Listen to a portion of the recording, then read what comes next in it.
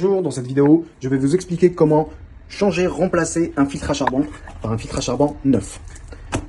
Vous avez la référence de votre filtre à charbon qui est mentionnée sur l'inventaire des meubles. Si vous ne l'avez pas, n'hésitez pas à nous contacter pour vous la donner.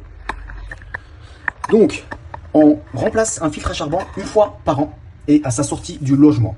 Pourquoi? Parce que le filtre à charbon contient une membrane, et cette membrane, à force d'utilisation, vient se percer, se déchirer, et les billes de charbon à l'intérieur vont propager une fumée noire à l'intérieur de la haute aspirante, et cette fumée noire va sortir pour se propager dans le meuble puis dans le plafond, et on se retrouve avec un plafond à refaire complètement. Il faudra refaire toute la peinture du meuble, du plafond, excusez-moi, et des murs aux alentours, et puis nettoyer tous les meubles.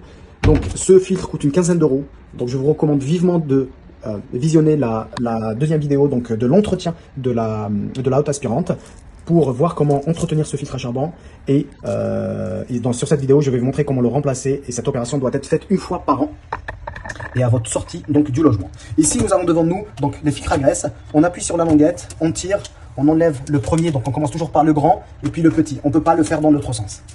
On arrive ici où on voit le moteur de la haute aspirante. On a deux filtres à charbon de chaque côté, un à gauche, un à droite. Donc pour celui qui est de gauche, on va tourner dans ce sens en allant vers l'avant. Quand on arrive à la fin et qu'on ne peut plus tourner, délicatement, sans forcer, on tire.